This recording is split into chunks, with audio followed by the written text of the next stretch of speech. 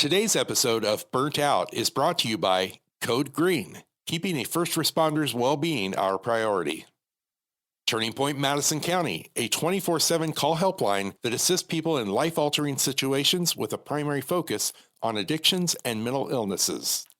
And by Bridges of Hope, accredited care for substance use disorders. For more information on our sponsors, please visit burntoutpodcast.org. Engine 1 out, World Trade Center, 1060. Send every available ambulance, everything you got to World Trade Center now. Type 4, 1060, been transmitted.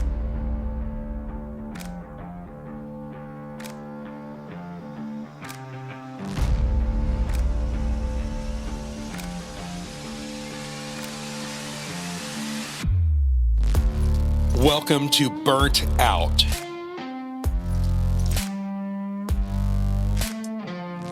The Burnt Out podcast shares stories of firefighters, emergency medical personnel, and other first responders around the world to create a pathway to save lives. The stories you will hear are real and may be disturbing to some listeners. Listener discretion is advised.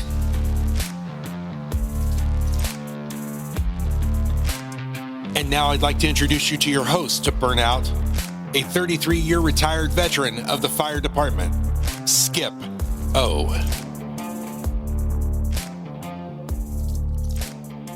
Thanks, Sean, for that introduction. I'd like to welcome everybody to Burnout Podcast. We're here with Elizabeth Rivas, all the way from California. Hi, Elizabeth. Thank you for coming on the show today. And thank you for having me. I'm truly excited to have this opportunity. Well, I really appreciate you and Eric, all the stuff you've done for the Worldwide Peer Support and what you're doing for first responders today. Could you tell us a little bit about your family and a little bit about your background? Absolutely. So I live in Huntington Beach, California. I am married to Eric Rivas, who was a Santa Ana police officer for 20 years. And he was a police officer with Alhambra PD for 9, so a total of 29 years. He's retired now, and I have a beautiful, amazing 18-year-old daughter who got a full ride scholarship to University of Montevallo, playing soccer, and she's killing it. So we're super excited. And myself, I am currently a trauma therapist for first responders. My background starts way back when I was in high school, and I wanted to be an FBI agent. And those were my dreams, and I wanted to be in law enforcement. So I ended up going to the Police Explorers right out of high school and had a really great experience doing that, getting to know what police work was all about. But then life happened, and I ended up having a child and, trying to live my life and do my thing. But I ended up being a volunteer as a domestic violence victim advocate with the police department. And I would go on ride-alongs with the police, and we would just handle domestic violence calls. And I would counsel the men and women and children that were on these horrific calls. So I got to see a lot of what law enforcement had to deal with, the good, the bad, and the ugly. And I ended up getting a job with the police department in the records department for about 6 months. And then I got promoted. I went to the jail, and I was a corrections officer for 6 years. I injured my back, and my doctor said, "You need to find another career." And I'm like, "What? I don't have a plan B." So one thing led to another, and I ended up working for a psychologist who truly inspired me. And I'm like, you know what? I think I want to go into mental health. So where's Eric fall in this? Where did you meet him? Was it when you was riding along with the police officers, or when was that? Yes. I went to a domestic violence call, and he was our backup. And that's the first time I met Eric, and we became friends, and here we are today. How long you and Eric been married today? We are going on 20 years. That's awesome. That's just Yes. awesome. Um, Before I interrupt you, what you was going into something else. What was that? So I was inspired by the psychologist that I was working for. So I ended up going back to school and I got my bachelor's and my master's in psychology. And the interesting thing is, everyone knew that I was married to a cop. So all of a sudden, all my referrals were police officers, firefighters, dispatchers, corrections officers, all first responders were being referred to me. And so that was how it all started many, many years ago. I was working for a nonprofit at the time, and I worked with victims of crime. So again, trauma. So my specialty is working with trauma. Let me ask you this. You said you started seeing firemen and policemen, dispatchers, and trauma victims. You've been a victim advocate. How do you deal with it yourself? You hear all these horrendous stories, all these runs, calls, fires. How do you deal with it yourself? Those stories. Well, yes, part of our education is understanding burnout, vicarious trauma, secondary trauma, which is what all of us, people that are working with first responders or even support people like emergency room nurses, we see the aftermath, we hear the aftermath. And I learned very quickly that my job is not to rescue people. My job is not to save them. My job is to plant the seed. People have to make a decision that I'm ready for change. What's the definition of insanity? Doing the same thing over and over again and expecting a different result. I heard that somewhere Well, before. yes, yes. And a lot of people live like that. They're waiting for change, but change has to start within you. And, there's a lot of misconceptions about going to therapy. Oh, they're going to fix your life. They're going to give you advice. And that's not really what we do. A lot of times, I ask questions to my clients and they'll say, well, I don't know. And I challenge them. I think you really do know. You're just afraid to maybe get to that answer. So if a first responder, man or woman, comes to you, do they got that, when you're police or fire, you got that front to you, you try to stick your chest up, say, I'm tough. How do you break through that with somebody? That's a great question. One of my other jobs, I have lots of jobs right now, but one of my other jobs is I teach at the sergeant school at Golden West College through their criminal justice training center. So for 8 hours, I teach a class on mental wellness to about 28 to 30 brand new sergeants, male and female. And as you and I know, this is an alpha male industry, and I've learned to hold my own. And as a therapist, and I'm very straightforward with my clients, I tell them, I am going to be straightforward and I'm going to be transparent and I'm going to tell you how I see it and I'm not going to hold back. And they appreciate that. They want honesty. They want me to, don't beat around the bush. Just tell me how it is. And I'm very straightforward with my first responders because that's what they need. They're used to that structure. They're used to the authority. They're used to having that command presence. And I used to have that. So it's easy for me to relate to them. And if they say the F word, I'll say the F word. I have to meet them where they're at, right? Absolutely. Well, I know the first 10, 15 minutes that we met a few years ago, I felt comfortable with you. And I know everybody that met you, all the firefighters that traveled to FDIC in Indianapolis, they all really drew to you. And this past, just to let everybody know, this FDIC is a big convention, 34,000 first responders, a lot of firefighters meet in Indianapolis at Lucas Oil in the convention center. Well, the Worldwide Peer Support has a exhibit there. Elizabeth was there, and one of our firefighters in Anderson was struggling. So we had him come and work the booth with us, and then Elizabeth worked with him all day. And it was kind of nice to see you at work and just kind of, connect you and leave you alone. And then you had him going everywhere.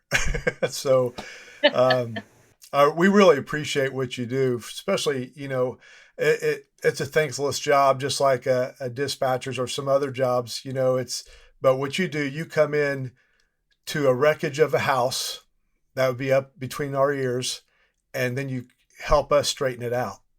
And I just really appreciate that, what you do. Thank you. And, one of the things that I've been doing this for so long, what saddens me is the destruction of the families. In California, the divorce rate is 70 to 90% in some agencies, and that's too much. Families are being destroyed, and there's so many reasons why. There's so much evilness. There's things from infidelity, addiction, overuse of pornography. There's all kinds of things that are getting in the way of the family. And I always tell my first responders, you are replaceable at work. You're not replaceable at home. And that really hits hard. But that's the reality. Well, what do you do? Like, you got a first responder that comes in. What would you tell the family member, whether it's a wife, a husband, mom, dad, brother, sister? How would you tell the family member to support that first responder? Well, this is a good question, because what I see a lot of times with the spouses is that they're trying to fix the first responder. And it's not your job to fix them. And even if you could, you can't. Again, it goes back to the first responder has to make the decision to change. I'm ready for change. And it starts with them. And so there's a lot of codependency that happens within the relationships. But the spouse, the parents, the children, be there and support them and love them. Spend time with them. One of the biggest things that I see, which is a huge issue with first responders, is especially now, every agency across the nation is short-staffed. So there's mandatory overtime. So you go a week without seeing your loved one, and then you expect them to come home and just jump into their role as a husband or a father. It doesn't work that way. We've had so many massive fires here in California. And again, your loved ones are gone for weeks at a time. The last thing they want to do when they come home is go to a soccer game. They just need to relax and to get rest and to take care of themselves. So there's a lot of transitioning that has to happen between, being at work for mandatory overtime and then decompressing and being able to just relax. I remember so many times Eric would come home. He wasn't able to relax. He was always on edge. The adrenaline was on high all the time. And so that's a big factor. Another one with first responders is sleep deprivation. So many of our first responders are sleep deprived, and that's not good either. Since Eric's in law enforcement, was for years, what's one of the main? We'll focus on police officers. What's something that stops them from getting help? I know we got our egos and we like to try, but sometimes it's they're afraid to get their gun taken away, their badge, if they tell them what they're thinking. What do you hear that a lot? Oh, 100%. And I can say the answer, and that's not just for police officers, it's across the board for every first responder. The reason they don't seek help is because of the stigma surrounding mental illness. Especially with law enforcement, they're arresting people with mental illness every day. Do you think they're going to put themselves in that category? That's me. I have mental illness. No. Sure. They arrest people with mental illness, so they're not going to want to identify that they have an issue. And, there's different levels of mental illness. I mean, from schizophrenia to bipolar to anxiety to PTSD, there's all types. And so, but we don't want to put that label on ourselves. So it's that stigma that gets in the way of getting help. Let me ask you, there's some administrations out there that are that are learning, changing, making that change to help their first responder with, instead of firing them or putting them on leave, taking their gun away, they're more proactive. Do you see that now? I seen a change about 7 years ago. That's just me. Have you seen that change happen? I have seen that change happen, and unfortunately, it goes from state to state. Eric and I have been attending a lot of conferences for wellness for first responders, and we've spoken to many first responders in other states that have no protection. There's no laws to protect them and their jobs. Where in California, we're doing a good job of changing the laws to protect someone that has PTSD that can go on workers' comp and their job is secure. That's great. But we need to do a better job of doing that. Now, have you ever, any administrations around the United States ever got a hold of you and Eric to come to them and seek help, how to handle the first responders or anything like that? We actually go to them. We try to find them. We're, boots on the ground. We're knocking on doors. Like I said, when I do the sergeant school, we have 28 to 30 brand new sergeants from the entire state of California, from Northern California all the way down to San Diego. So we're so blessed to be able to touch so many people at one time. And we will come to your agency to roll call, to talk to the command staff, to talk about what things that they can start implementing to help, whether it's starting to peer support, whether it's helping to change the laws in that state.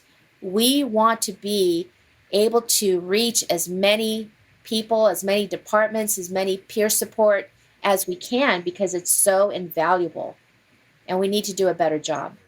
Well, I think you and Eric, especially yourself, are doing a great job. And I was privileged to go to California a few months ago, and I was able to walk through this facility that Elizabeth is at. Would you want to tell them about Code Green, about your facility and what you do there and what the organization does? Yes, absolutely. I was approached because there was a company called Sarah Health that wanted to work with first responders. And the majority of treatment centers out here in California are substance abuse. There are very little mental health only facilities in California.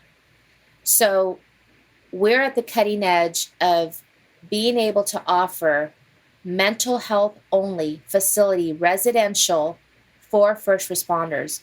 We also have PHP, IOP, so if they don't want to live in the residence, they can be at home and come to the facility and do the groups and get the help that they need. So there's a lot of different options available. One of the things that I'm really proud of is that I put together a curriculum for mental health for first responders, specifically for first responders. So what they're going to get at our treatment is very specific therapy focused just for them, dealing with cumulative trauma, how to mend relationships, how to go back to work after being away at a treatment center and facing those questions of, where have you been all this time? Which is difficult. You don't want to talk about your personal issues and, the rumors that's, people are talking about where you're at. Sure. So we deal with all of those factors. We help them if it's a workers' comp case. How do you navigate workers' comp? It's such a beast. And we have the professionals that can help them navigate the system of workers' comp if that's the route that they choose to do. So this facility is very different. Now, do you do family counseling too, whether it's you have them come in there or do it on Zoom or somehow, telehealth?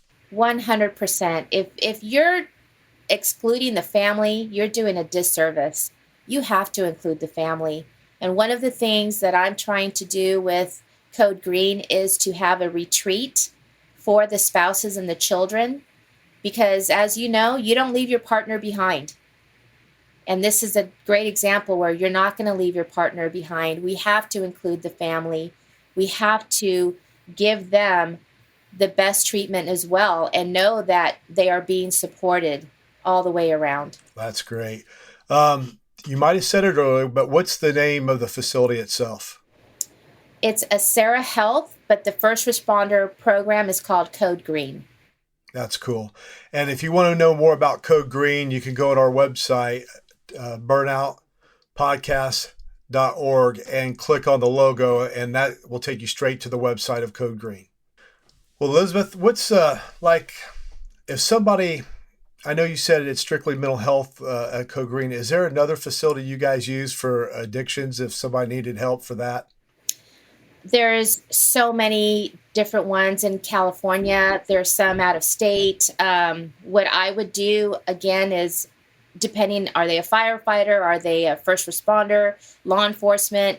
There's some that are very specific to that path, whether you're a firefighter, but there are a lot of facilities that do have some that are blended, which are all first responders together.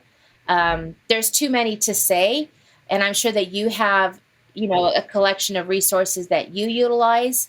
We're working with another company that they're getting ready to start their addiction treatment center in Palm Springs, and they are called Recovery First.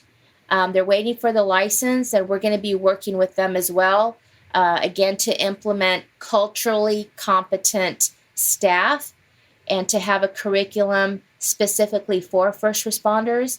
But I'm so happy to know that all of these facilities that are popping up are being specifically geared for first responders because we really have a need.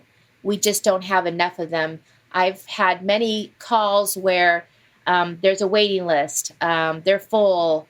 For whatever reason, they can't get in. They don't accept that insurance. So we really need a lot more facilities, not only for addiction, but also for mental health. Because there's a lot of people suffering in silence, and we really need to do a better job to support them and to have the resources available. So, if anybody would call Code Green or something, you could guide them to a facility that if you couldn't take care of them, you just pass the baton to somebody else. Well, I'm glad you brought that up because Eric is the one who is going to answer the phone when you call Code Green. Eric has built so many positive relationships throughout the nation to find out other facilities. So you're right. If it's not a good fit for us, he's not just going to say, we're not a good fit, good luck to you. No, he's going to take that extra step to give you the resources, to give you the numbers.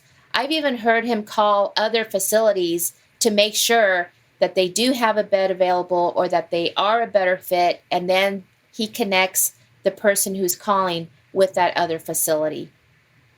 If the employers aren't recognize the mental health of their employees, is there something they can be proactive and do? Maybe not an inpatient, say like a 12-step program, or there's something else that you would recommend that's new that's out there? Yes. And again, telehealth, which is therapy via the computer, has changed the world of therapy. Again, there's support groups specifically for first responders. There's 24-hour hotlines that are specifically for first responders. My biggest thing is find a mentor, find someone that you trust, whether it's someone from the church, someone from your baseball team, but have someone that you can call and talk to. Peer support is another great option. A lot of agencies offer EAP. I'm not sure if you know what that is, but that's Employee Assistance Program. So again, find out from your peer support, what are all my options? What are all my resources?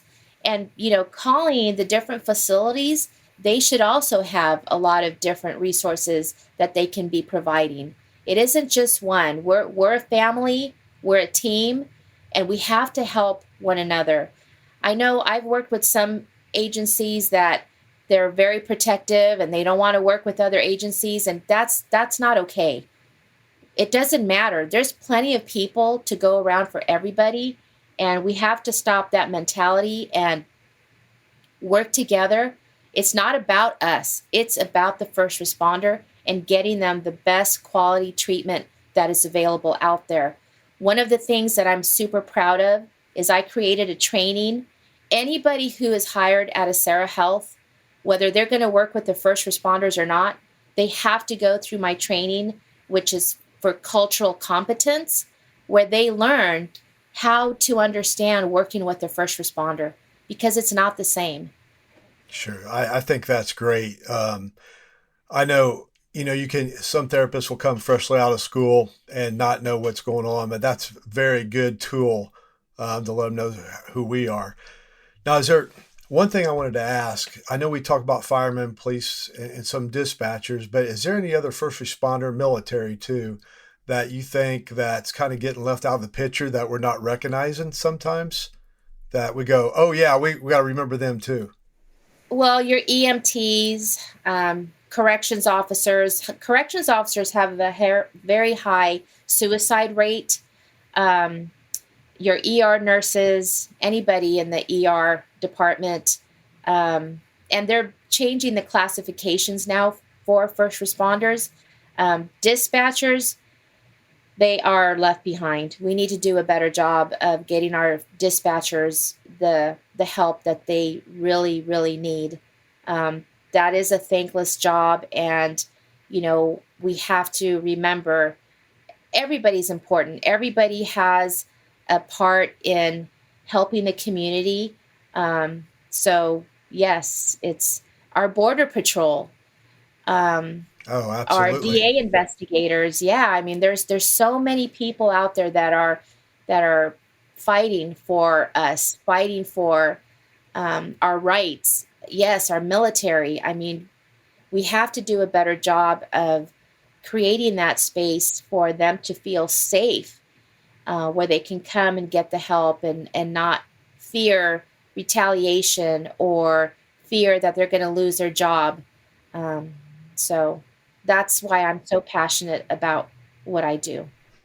Well, I think you do a great job. And you was talking about dispatchers. I remember Diane, my wife, she was a dispatcher for a few years. Not only she had to put up with the chaos of the person or the call 911, she had to put up with firemen and policemen at 2:00 in the morning, grouchy and didn't want to get out of bed and go to that run, or you know how we get. Yeah. Sometimes real short. So.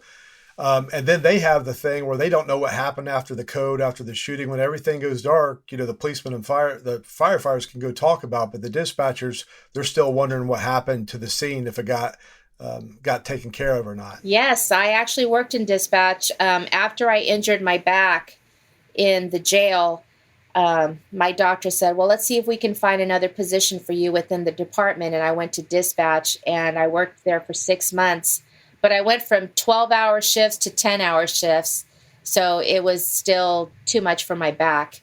But working those 6 months, wow, did I learn very quickly what a stressful job that is. And you're right. I would get phone calls where people are just screaming on the phone, and I'm trying to find out, what's your emergency? What's your emergency? And then you hear a click. Oh, yeah. Yeah, and you're just like, oh my gosh, now what do I do?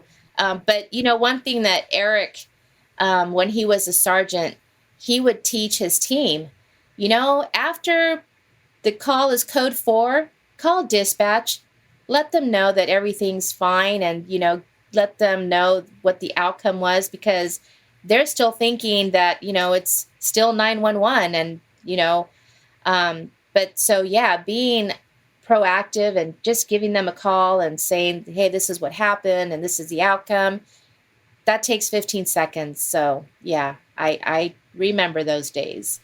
Well, I know the training that we have, we include the dispatchers now whenever we do anything, if something happens, if we do a debriefing or anything. So education is very, very important. And what you're doing there, educating the police officers and also educating us. When you meet people, you educate you corrected me on some things that I didn't know, or I really appreciate you and Eric for what you do. You guys work good as a team. And I think, did your daughter get all her athletic ability from you? Was that where it came from? 100%. That's what I thought. And I hope Eric listens to this. That's why I said that. Well, is there anything that I left out that you would like to say? Any question I didn't ask about Code Green or about anything else that we could have talked about? We talked about the alpha males and the ego sometimes gets in the way. But at the end of the day, this doesn't make you weak. It makes you human. And I think we get lost in translation with that. And it's okay not to be okay. And I think we need to take a step back, evaluate where we are in our life. And if we do need help, reach out. It's okay to reach out and talk to someone because you're not alone. And whether it's listening to a podcast or reading a book or calling a therapist or talking to a pastor, someone is going to be there to listen. And I'm very grateful for what you do, what your organization stands for. And we're in this together, and we're a family. Well, Elizabeth, thank you very much. What I've been doing with each guest, I always ask toward the end, is there a statement or quote that rings to your mind when you're getting worn out or tired that keeps you going? If you have depression, you're living in the past.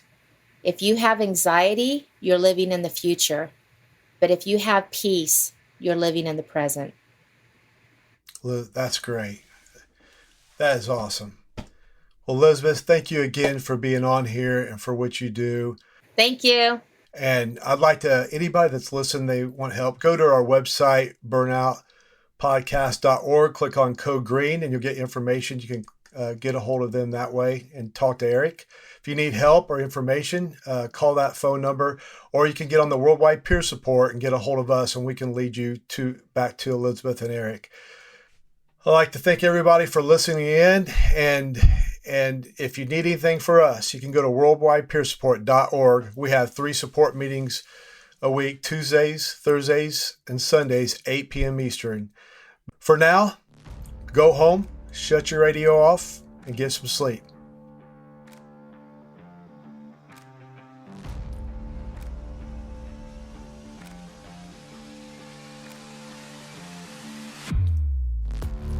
Thanks for tuning in to the Burnt Out Podcast. Your host for Burnt Out is Skip O. Produced by Sean P. Neal, a Two on the Lobster production. Tune in every week for fresh episodes of Burnt Out. And visit burntout.org for more information.